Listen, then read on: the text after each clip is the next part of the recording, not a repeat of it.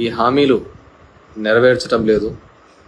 ముఖ్యంగా అమ్మఒడిని కావచ్చు, ఇలాంటివి తీసేసి అవన్నీ తీసేస్తున్నాడు అని చెప్పేసి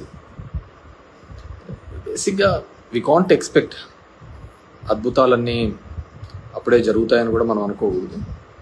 we have to give them time. ఈ ఇయర్ ఎండ్ వరకు కూడా టైం ఇవ్వాలి. ఎందుకంటే వాళ్ళు సంపద సృష్టించి కదా తర్వాత ఇస్తామనేది, ముందైతే ఇస్తామని ఏం లేదు కదా. సంపద సృష్టించడానికన్నా మనం టైం ఇవ్వాలి కదా. సో ఆ సంపద సృష్టించిన తర్వాత మనం వాళ్ళు ఏ మాట వరకు నిలబెడతారు, ఏ విధంగా వాటిని ఇది చేస్తారు అనే దాన్ని మనం మాట్లాడుకోవచ్చు. అంతకుముందు మీ దృష్టితో ఒక ఇండస్ట్రీతో అందరితో కూడా మనం చెడు మూట కట్టుకోవడం జరిగింది. నా ఎస్సీలు, నా ఎస్టీలు, నా బీసీలు అని అన్నారు.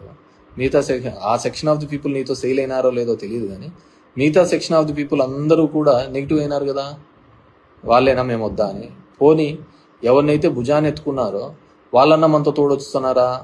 తోడొచ్చింటే ఈ పరిస్థితి అయితే ఉండేది కాదు కదా.